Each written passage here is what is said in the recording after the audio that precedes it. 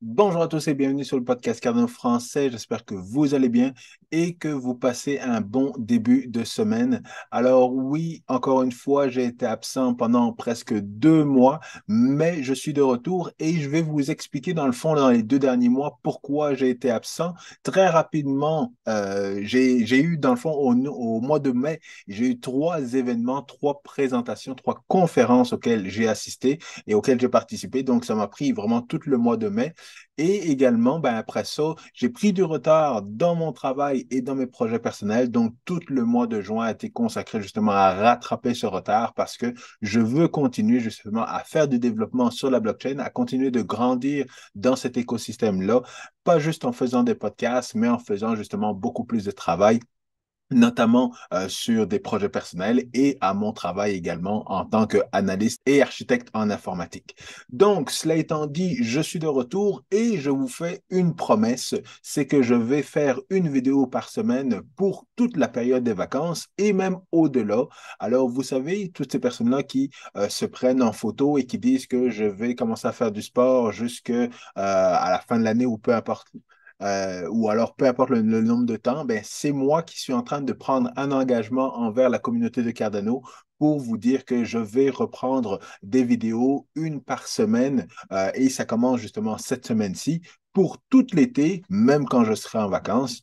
Et j'espère encore une fois pouvoir tenir cette parole-là jusqu'à la fin de l'année. Donc, si vous aimez toujours le contenu de mes vidéos, n'oubliez pas de smasher bien fort le bouton like, abonnez-vous à la chaîne YouTube et partagez cet épisode avec le plus de monde possible parce qu'aujourd'hui, je veux vous parler justement de la revue mensuelle de Cardano, de tout ce qui s'est passé au mois de juin dans le projet Cardano. Donc, mais avant, rapidement, regardons l'état de la situation au niveau du marché. Donc, vous le savez, il y a eu beaucoup de choses qui se sont passées dans les dernières semaines. J'aurais aimé être là et commenter justement chacune des situations, mais c'était pas mal du feu. Donc, comme justement le dit, ou comme justement l'a tweeté le CEO de Binance en début d'année, donc faut oublier le FUD, continuer justement à développer au niveau de la blockchain et continuer à investir parce que le bull run est justement just around the corner.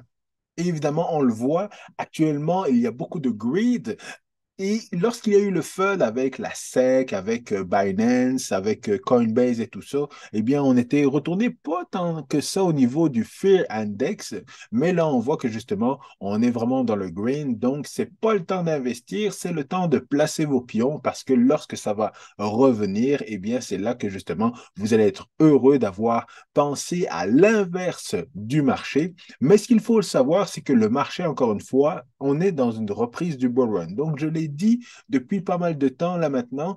J'ai porté justement mes t-shirts de Cardano pendant toute la période du bear market. Et là, justement, on est reparti. Je le porte encore, mais je vous l'ai dit depuis minimalement le début de l'année, là, quand on a vu que justement il y a eu un renversement. Eh bien, j'ai dit, le bear market est fini, on a atteint le plus bas et là, on est en train de remonter. Donc, là, il faut vraiment nous mettre dans une mentalité de bull run parce que on est encore justement au début, mais là, on est toujours dans cette croissance jusqu'en 2024, voire même 2025. Et également, donc au niveau de Bitcoin, lorsque justement il y a eu les petits soucis avec la SEC et tout ça, là, les gens ont commencé à avoir peur, à penser qu'on allait retomber en dessous des 30 000, en dessous des 25 000 et ainsi de suite. Et moi, j'étais prêt à ce qu'on retombe à 27 000 et quelque chose comme ça. Donc, le fait qu'on soit encore une fois aux alentours des 30 000, moi, je me dis que tant mieux parce qu'encore une fois, je ne change pas mes graphiques. Ça prend beaucoup de temps de faire ces différentes lignes, ces différentes analyses, mais vous voyez que c'est très utile justement pour aller chercher des ordres d'achat et placer dans le fond les ordres d'achat au bon endroit. J'ai été un petit peu plus inquiet au niveau de Cardano parce que oui, là on a justement on a brisé dans le fond un support qui était très important et on a dégringolé beaucoup plus que je ne l'avais imaginé.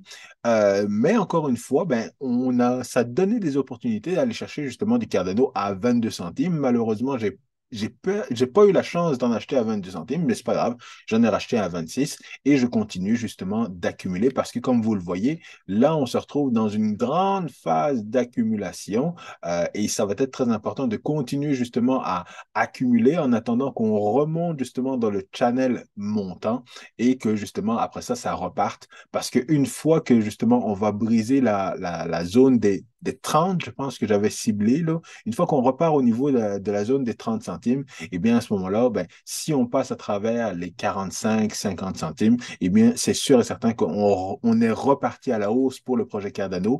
Mais encore une fois, il y a une petite frayeur parce que justement, il y a une personnalité qui a mentionné sur Twitter que il était possible que justement Cardano reparte d'un 50% dans les prochaines semaines, mais il parlait justement avec une paire Cardano Bitcoin.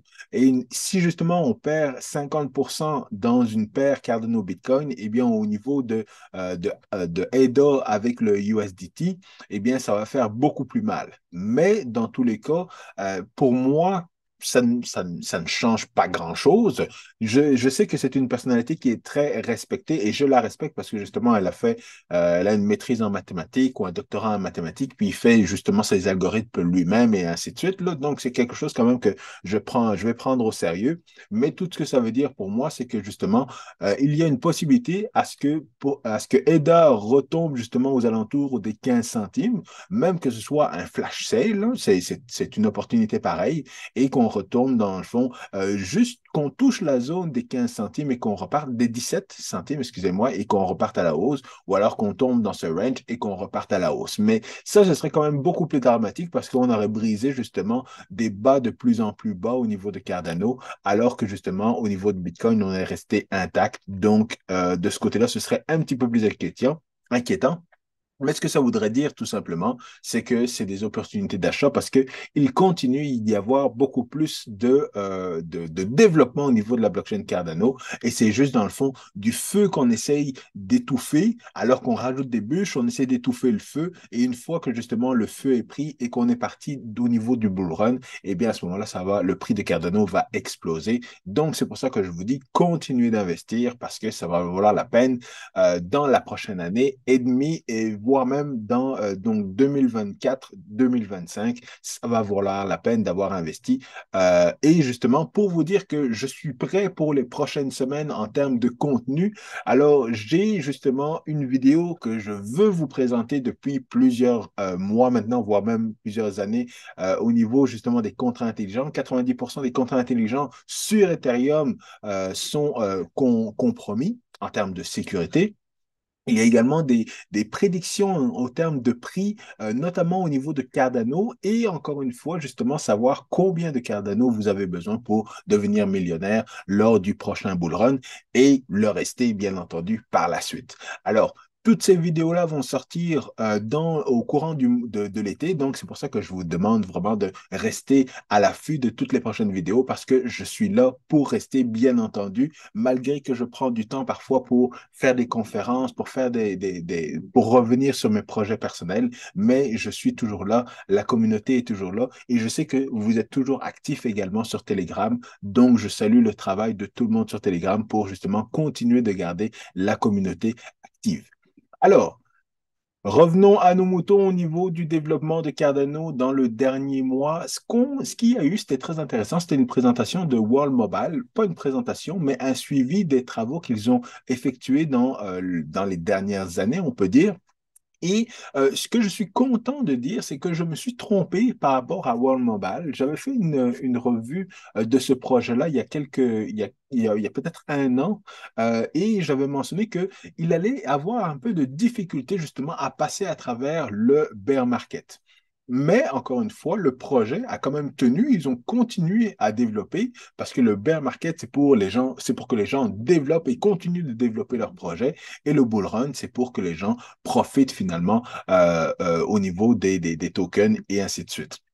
Et donc, ils ont continué de progresser. Ils étaient au départ juste aux Zanzibar et là, justement, ils ont eu une expansion, notamment pas en Tanzanie. Ils ont une expansion en Mozambique, au Nigeria, au Kenya et au Pakistan également. Donc, ils ne restent pas juste en Afrique, mais ils restent justement à d'autres endroits dans le monde. Donc, au Pakistan, ils sont en train de développer justement leur technologie là-bas. Et également, l'autre endroit, c'était justement aux États-Unis. Donc, ils vont être présents également aux États-Unis. Ça, c'est très intéressant parce que justement, le projet se développe et mais malheureusement, je ne suis pas vraiment certain de bien comprendre encore une fois le lien entre le token et justement leur technologie. Donc, vous savez que World Mobile cherche à développer justement des infrastructures de connexion Internet aux endroits où il n'y a pas, où il est plus difficile de connecter justement, de donner accès à l'Internet aux gens, notamment en Afrique et dans les pays en voie de développement, mais également, dans le fond, aux États-Unis. Donc, ce qu'on voit ici, c'est un Earth Node. Donc, c'est justement un ballon qui permet de avoir un beau range en termes de connexion Internet pour faciliter le tout. Et évidemment, le lien que j'essaye de vraiment voir et qui sont en train de travailler justement et intégrer au projet, eh bien, c'est de avoir cet écosystème d'infrastructure du web et avoir, dans le fond, le token qui va permettre différentes choses. Donc, ça va permettre notamment de pouvoir faire des paiements sur Internet, donc des paiements par connexion Internet ou des paiements mobiles également. Donc, c'est un petit peu être le Bitcoin de leur infrastructure, de leur projet. Et c'est un des use cases, évidemment, qui est très intéressant et qui est très d'actualité. Mais également, après ça, ben, on voit justement le Earthnode. Les opérateurs de Earthnode peuvent justement gagner des tokens en justement s'assurant que l'infrastructure répond et est toujours disponible justement pour que les clients puissent se connecter justement à Internet et l'utiliser. Donc, ils peuvent staker également leur token, avoir beaucoup plus de tokens, mais le genre de staker, le modèle de staking est beaucoup plus un modèle de produit financier plutôt que justement un, un mode de paiement ou de rémunération qu'on introduit dans une infrastructure de web. Donc, c'est là que je ne suis pas certain de bien comprendre. C'est un petit peu comme si ici on a justement l'opérateur d'Internet qui nous donnerait dans le fond des tokens parce que on aurait justement des modems ou peu importe l'objet qui nous permettrait de partager l'Internet avec d'autres personnes, puis on serait rémunéré avec un genre de token. C'est un modèle qui peut être intéressant, mais je ne suis pas certain encore que ça va marcher. Mais le plus important, évidemment, c'est qu'il continue de développer, qu'il continue d'avoir des clients, parce que ce sont ces clients-là qui vont utiliser le token et qui vont faire en sorte que le token va prendre de la valeur. Alors, évidemment, il y a les paiements sur le réseau qu'on voit, justement, développement de différents marchés, et encore une fois, les opérateurs et les stakers qui vont avoir des rewards, et encore une fois, ben, le réseau qui va grossir. Donc, tout ça pour dire que le projet continue justement de se développer. On sait que justement, il y avait une discussion avec Mark Cuban, qui est un Shark Tanks et qui est également le CEO, pas le CEO, mais le propriétaire des Dallas Mavericks, qui avait une conversation avec le CEO justement de World Mobile et qui l'a convaincu que justement ce projet-là se développe sur Cardano et qu'il est en train de grossir. Et encore une fois, on a eu la preuve justement lors de ce dernier développement mensuel de Cardano. Donc, ce qui est très intéressant, c'est qu'ils ont également des partenariats, notamment avec justement Ran Neuner qui a sa chaîne YouTube, qui a son entreprise. Et c'est quelqu'un que j'avais rencontré justement au IOHK Summit. Ça fait maintenant 4 ans de cela. Donc, j'avais eu la chance de lui parler. Et ce qui est important, c'est que il est d'Afrique du Sud. Donc, il est au courant du développement justement de World Mobile et tout ça. Et il ne va pas sponsoriser ou accepter des sponsors de projets qui sont des scams. Donc, s'il a accepté justement le projet, même si le projet doit payer pour être sur sa chaîne YouTube, eh bien, c'est un projet qui est légitime. Et évidemment, c'est pas un grand fan de Cardano, mais c'est un investisseur dans le projet Cardano. Donc, voilà pour World Mobile. Alors, par la suite, on a parlé de Voltaire. Vous le savez, Voltaire, c'est pas la phase la plus dynamique et la plus intéressante du projet Cardano. Mais c'est quand même, évidemment, quelque chose d'important, la gouvernance. Mais la gouvernance, ça sonne un peu comme de la politique et la politique, c'est pas tout le monde qui s'intéresse à ça, surtout de notre génération, la génération Dragon Ball Z et la génération moins âgée, bien entendu. Mais Voltaire, dans le fond, c'est une des phases du projet Cardano, la dernière phase du projet Cardano. Et on sait que Byron, tout est fini au niveau de Byron, tout est fini, entre guillemets, au niveau de Shelley. On sait que justement, il y a des mises à jour qui doivent être faites, mais Shelley a été shippé justement avec la décentralisation, avec le staking, avec le proof of stake et ainsi de suite. Google, les contrats intelligents, évidemment, ça a été shippé aussi, sur le mainnet. On a Marlowe également qui est sur le mainnet maintenant. Mais il y a toujours des travaux qui se font au niveau de la phase de Google, donc pour améliorer le tout. Même chose au niveau de Bachot. Bachot, il y a encore des travaux qui se font. Il y a des travaux pour avoir les input indexers et pour avoir justement de la performance au niveau du second layer de Cardano. Donc, tout ça arrive encore au niveau de Bachot. Mais là, on met également vraiment l'emphase, dans le fond, sur la phase de Voltaire. Alors, au niveau de Voltaire, il y a beaucoup de discussions qui se passent autour du monde avec des petites rencontres sur justement la gouvernance. Et par la suite, eh bien, il va y avoir justement une plus grosse rencontre ou un récapitulatif de toutes ces décisions et toutes ces réflexions qu'il y a eu sur la gouvernance de la blockchain Cardano. Mais les sujets des dernières rencontres ont été notamment l'intérêt des D-Reps. Donc, un D-Reps va être une personne à qui vous allez déléguer justement vos AIDA et qui va pouvoir voter sur certaines décisions de gouvernance de la blockchain Cardano. Donc, savoir l'entretien, puis l'évolution de Cardano, et puis les phases d'amélioration de la blockchain Cardano également. Mais il a été discuté à savoir justement ces D-Reps-là, combien de ADA ils vont devoir bloquer sur la blockchain Cardano pour être D-Reps. Et également, si jamais il y a des gens qui veulent faire des propositions pour améliorer l'entretien, l'évolution, l'amélioration de la blockchain Cardano, eh bien, combien ils vont devoir payer en ADA pour pouvoir faire des propositions. Alors, tout ça, évidemment, ce sont des choses qui ont été discutées et ce sont des choses importantes parce qu'on ne veut pas que ce soit gratuit justement de devenir un D-Reps et on ne veut pas que ce soit gratuit de faire des propositions parce que quand les choses sont gratuites au niveau du web, eh bien, on a beaucoup de spam, beaucoup d'envois de choses qui ne sont pas vraiment intéressantes. Mais s'il faut payer justement pour pouvoir interagir avec, faire des propositions de gouvernance, là, on s'assure d'avoir quelque chose de un petit peu plus intéressant, mais on ne veut pas que justement ce soit trop difficile justement de pouvoir proposer ou de devoir devenir un représentant, un D-Reps. Donc, c'est toutes ces discussions-là qui ont été faites et ce sont évidemment des réflexions très importantes. Malheureusement, personnellement, je ne vois pas l'apport que je pourrais justement apporter à ces différentes rencontres-là, mais je suis toujours intéressé de comprendre les sujets et d'être à l'affût justement de ces éléments de réflexion-là.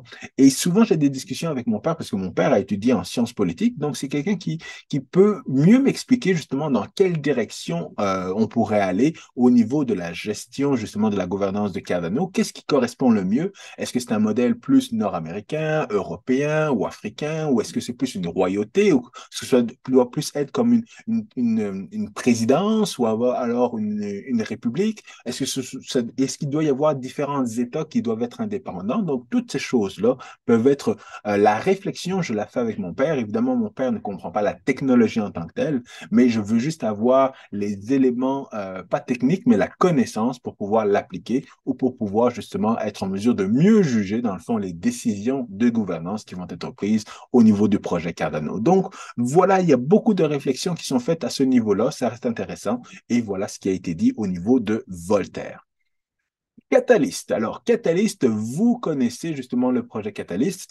C'est la façon de pouvoir proposer des innovations au niveau de la blockchain Cardano et d'avoir du financement pour faire ce développement-là. Donc, on le sait, il y a beaucoup d'outils ou de tools au niveau de la blockchain qui ont été financés par Catalyst, notamment au niveau de DC Sparks, également au niveau de Aiken. Donc, les gens qui ont fait justement cette infrastructure pour développer plus facilement des contrats intelligents sur la blockchain Cardano, eh bien, ont été financés notamment par Catalyst. Et ce qui est important, c'est que notamment là, il va y avoir justement l'équipe qui s'occupe de Catalyst, eh bien, eux vont commencer à proposer justement des solutions ou faire des propositions pour avoir du financement pour continuer le développement justement de l'outil de Catalyst. Parce qu'on sait que Catalyst, c'est une première génération d'outils qui permet justement de gérer la gouvernance, mais il y a des améliorations pour que ce soit un produit qui soit beaucoup plus natif et qui soit intégré justement sur le mainnet avec la blockchain Cardano. Donc, le prochain financement, c'est le fonds numéro 10. Le prochain financement, il va y avoir 50 000 EDA, 50 millions d'EDA qui vont être, partir en financement pour des projets. 50 millions, c'est énorme. Je ne suis pas encore à 1 million d'EDA. Je me rapproche, mais je ne suis pas encore là. Mais 50 millions, c'est beaucoup d'argent, dont 3 millions qui vont être notamment pour Atale Prism, donc pour des projets d'identité numérique sur la blockchain Cardano. Ça va être très intéressant également. Mais il y a des améliorations également qui vont y avoir au niveau de Catalyst. Donc, les personnes ou la communauté ne sera pas juste en mesure de faire des propositions, recevoir du financement. Ils n'auront pas juste à faire une review du projet et dans le fond à évaluer le projet. Ils pourront également vérifier dans le fond les différents milestones des différents projets pour savoir que si un projet a reçu du financement, eh bien, est-ce que finalement il a atteint les différentes étapes qu'il avait ciblées et également les différents projets pour prouver qu'ils ont bien réussi à atteindre tel objectif, tel objectif, tel objectif. Donc, ça va être beaucoup plus facile de suivre les différents projets, d'avoir plus de confiance dans ces différents projets qui ont reçu du financement ou les différentes équipes qui ont reçu du financement parce qu'ils auront la preuve qu'ils auront livré justement ce pourquoi ils ont cherché du financement.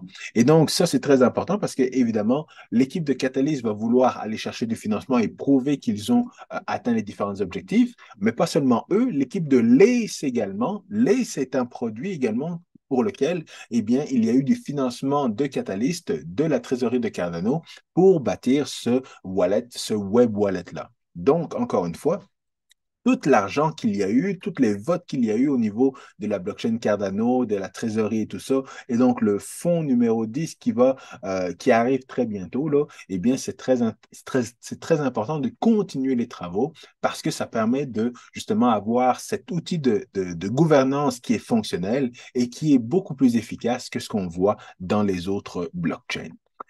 Alors, après ça, on a parlé de Marlowe. Alors, Marlowe, c'est intéressant également parce que on sait qu'ils sont actuellement sur le mainnet, mais ce qu'il faut savoir, c'est que Marlowe n'est pas juste pour créer des contrats intelligents. Évidemment, on peut créer des contrats intelligents, on peut les tester justement sur le Marlowe Playground, on peut les mettre en production directement avec le Marlowe Run et également, donc, on peut se créer des templates. Alors, des templates de contrats intelligents qui vont être simples justement à faire, à créer, simples à vérifier également pour s'assurer que ça fonctionne. Et une fois qu'on a créé ces templates-là, on est capable de les introduire dans les différentes applications qui vont appeler ces différents contrats intelligents. Donc, ça va être simple, ça va être efficace, ça va être rapide et ça va être évidemment sécuritaire. Beaucoup plus sécuritaire que si vous développez, si vous appelez justement un informaticien pour vous développer justement un contrat intelligent sur la blockchain Ethereum. C'est pourquoi je vous montrais justement la vidéo où je mentionnais que 90% des contrats intelligents sur Ethereum ont une faille de sécurité. Donc, vous savez que Marlowe, justement, va être là.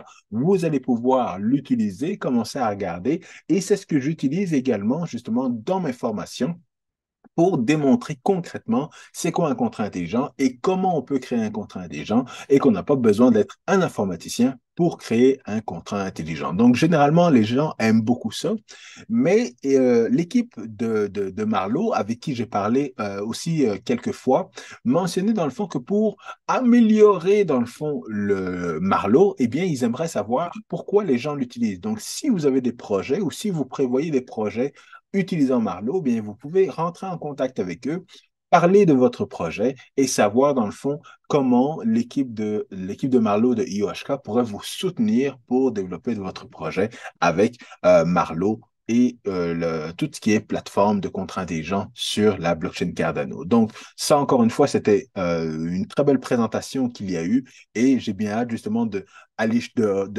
j'ai bien hâte qu'il y ait plus de programmes, de pioneer programmes, dans le fond, où ils vont refaire des cours pour pouvoir expliquer ce qu'on peut faire avec Marlowe, comment ça fonctionne, comment le mettre en production et ainsi de suite. Donc, il faut vraiment rester à l'affût de ce genre de programme-là. Et si vous êtes en Europe et que vous avez le temps, bien entendu, le 5 juillet, donc c'est pas mal demain, eh bien, il va y avoir un party. C'est pas mal demain parce que je filme ça le 4. Probablement que je le mettrai en ligne le 5 même. Donc, si vous avez l'information et que vous êtes juste à côté de Lisbonne, là, eh bien, allez voir le lunch party de Marlowe. Ça devrait être très cool. Bon, alors, Atala Prism, c'est autre chose dont ils ont parlé au niveau de Atala Prism. C'est quelque chose qu'on connaît évidemment, l'identité numérique sur la blockchain. Alors, c'est intéressant parce que pour trois raisons en tant que telles. Parce qu'ils ont fait un premier, justement, programme où ils ont donné cours, justement, de Marlowe pour expliquer. C'était pas mal plus théorique. Donc, c'était quand même quelque chose d'intéressant, mais c'est pas mal plus théorique parce qu'ils ont expliqué c'est quoi une identité décentralisée, c'est dans quel type d'application on pouvait utiliser ce standard-là, ce standard qui est un standard web, qui n'est pas un standard de IOHK. Mais ce qui est beaucoup plus intéressant, c'est que justement, Atala Prism est un ensemble d'outils qu'on peut utiliser pour développer des applications nécessitant une identité numérique. Donc, si vous avez une gestion de CV dans votre entreprise, vous pouvez utiliser Atalaprise pour prouver l'identité de chacune des personnes et de chacun des CV de chacune des personnes. Donc, ça, c'est très important. Et le prochain cours qu'il va y avoir, eh bien, ça va être un cours plus de développeurs pour pouvoir justement intégrer Atalaprism à certaines applications. Donc, ça, c'est le prochain cours que j'attends. Et vous pouvez justement cliquer sur le Pioneer Programme pour vous inscrire à ce nouveau cours-là, qui va être la suite du Pioneer Programme qui était Atalaprism 101 ou quelque chose comme ça.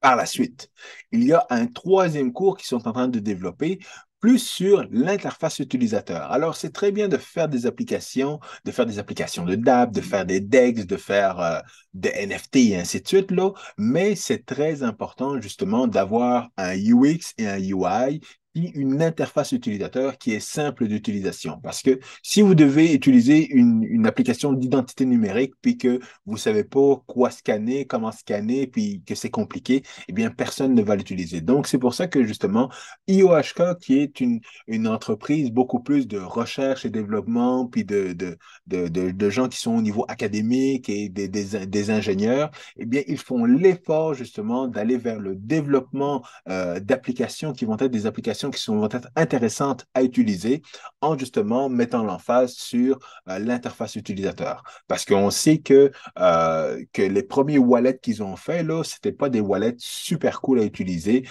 C'était vraiment clunky. Et là, ils se sont améliorés avec Lace, dont je vais parler dans quelques minutes.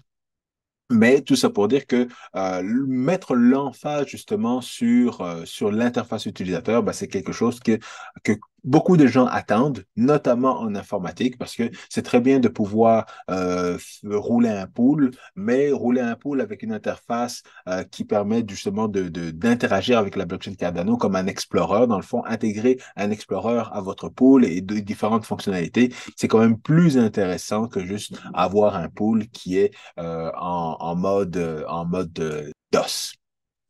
Donc, voilà.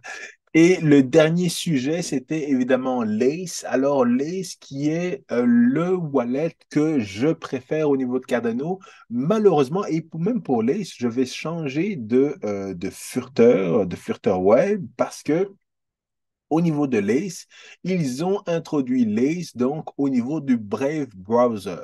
Donc, c'est pourquoi j'aime ça, parce que je commence à être un grand utilisateur justement de Brave. Je commence à délaisser un petit peu plus Chrome pour Brave, surtout pour les affaires de crypto et tout ça.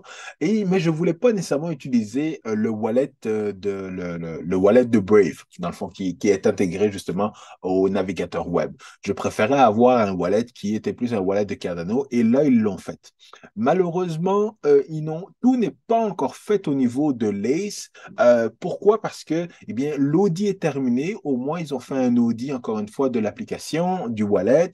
Ils ont pris en compte les commentaires de l'auditeur. Ils ont intégré les commentaires et là, ils ont mis le code open source. Donc, qu'est-ce que ça veut dire lorsqu'on met le code open source?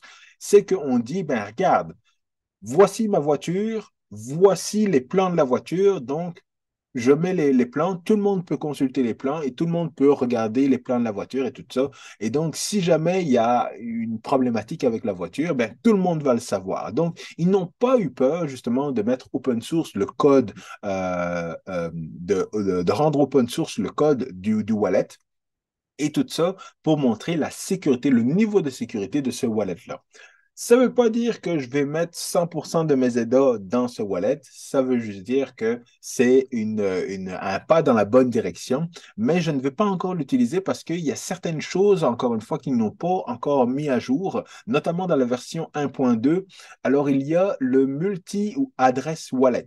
Donc, ça, c'est de dire, dans le fond, que le wallet de Lace, il y a une seule adresse avec laquelle vous pouvez envoyer vos EDA et recevoir des EDA. Comparativement aux autres wallets où vous pouvez dire, bon, ben, j'ai mon adresse principale et je peux générer une nouvelle adresse en disant, ben, c'est une adresse que je vais utiliser une fois pour peu importe quel paiement, là, pour transférer à une personne. Je ne veux pas qu'il ait mon adresse principale, mais je veux créer une seule adresse et ça donne un élément de, pas de sécurité, mais de privacy qui est beaucoup plus fort pour les autres wallets que justement pour ce wallet-là. Alors, c'est pour ça que je trouve cette particularité quand même assez intéressante. Encore une fois, c'est pour un élément de confidentialité, de vie privée, et ainsi de suite. Donc, c'est pour ça que je traîne encore un peu à utiliser ça, mais c'est quelque chose quand même que ce qu'ils ont dit, c'est que si on rapatrie dans le fond une adresse déjà utilisée par l'ACE, donc si on fait, on va rechercher, ouais, on va rechercher une ancienne adresse dans l'ACE et que cette ancienne adresse-là contenait, dans le fond, multi-adresses que vous avez créées pour recevoir des fonds, par exemple, eh bien, toute la balance, vous allez la voir malgré le fait que vous ne pourrez pas générer une adresse pour envoyer ou pour recevoir des EDA. Donc, ça fonctionne quand même si jamais vous utilisez justement cette fonctionnalité de multi-adresse dans un autre wallet, mais l'ACE ne permet pas justement cette fonctionnalité-là. Ce que je trouve, je suis un peu déçu par ça, mais au moins je comprends que malgré qu'il y a eu beaucoup de SIP, donc beaucoup de propositions d'amélioration qui ont été proposées et beaucoup d'autres fonctionnalités qui sont disponibles dans les autres wallets, eux n'ont pas intégré toutes ces fonctionnalités-là directement. Ils sont quand même en réflexion à savoir, bon ben ok, le wallet est là et tout ça, il y a des fonctionnalités. Est-ce qu'on a besoin de les intégrer ou pas? Mais en fait, ils ont quand même fait une bonne amélioration au niveau des NFT, donc de s'assurer que toutes les NFT sont visibles, que toutes les native tokens également sont visibles sur leur wallet. Donc, ils ont fait quand même beaucoup d'améliorations de ce point de vue-là. Et encore une fois, notamment pour la restauration. C'était le terme que je cherchais, la restauration de wallet avec les 15 ou 24 mots. Donc, de ce côté-là aussi, il y a des changements qui ont été faits pour la version 1.2. Et donc, on attend de voir encore une fois. Je ne vais pas l'utiliser tout de suite, mais c'est vraiment le candidat le plus proche des wallets que je vais utiliser pour Cardano dès que, dans le fond, le niveau de maturité arrive à ma convenance. Alors, voilà pas mal pour la revue mensuelle de Cardano pour le mois de juin. Comme je vous le disais, j'ai plus de sujets que je vais vous partager durant l'été. Merci d'être revenu sur la chaîne YouTube. N'oubliez pas de smasher bien fort le bouton like, abonnez-vous à la chaîne YouTube, partagez l'épisode avec le plus de monde possible. Je vous souhaite une bonne semaine et à la semaine prochaine. Peace.